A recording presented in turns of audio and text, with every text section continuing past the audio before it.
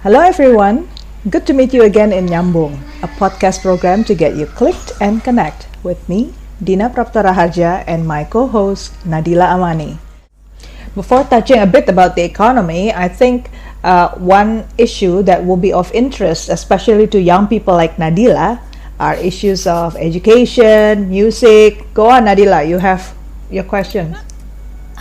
Okay, actually, I'm really interested that earlier you said about universities in Cuba, Bu Nana. I'm curious what field of study is most famous in Cuba for Indonesian students that might want to study in Cuba to learn about. Well, that is very interesting question. Medical doctors, medical science is a very popular here.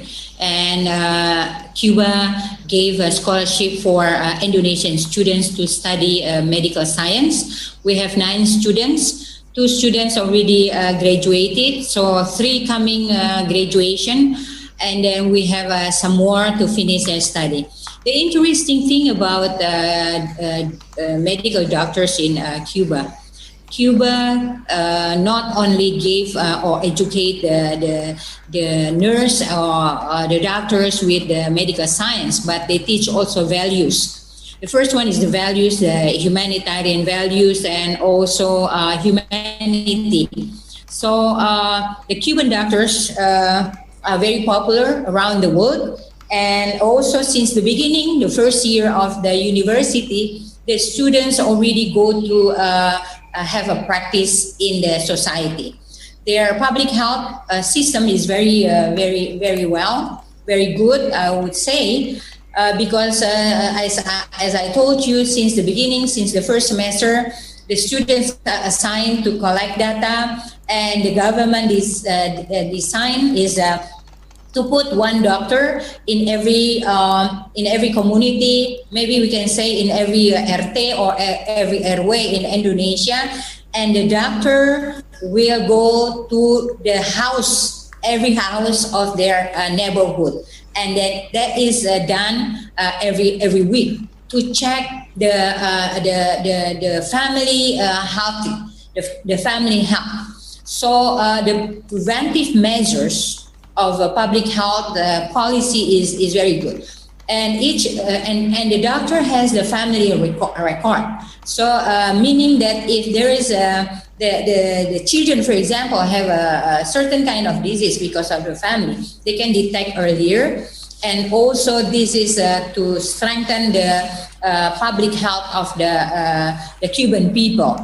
And I want to share also that Cuban also, the government gives scholarship to so many people to study medical science. There are more than 20,000 students abroad from other countries study in what we call by ELAM. ELAM is Escuela of Latin America for Medicine. So this is the first school in Latin America, and they give a scholarship to Latin American countries and also to African countries, to Asia, and also even to European countries. And at the moment, Cuba sent 200 doctors and nurses overseas to fight COVID-19. And one of the countries that receive the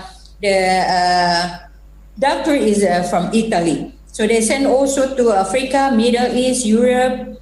And before COVID, they sent 28,000 Cuban health workers in 59 countries.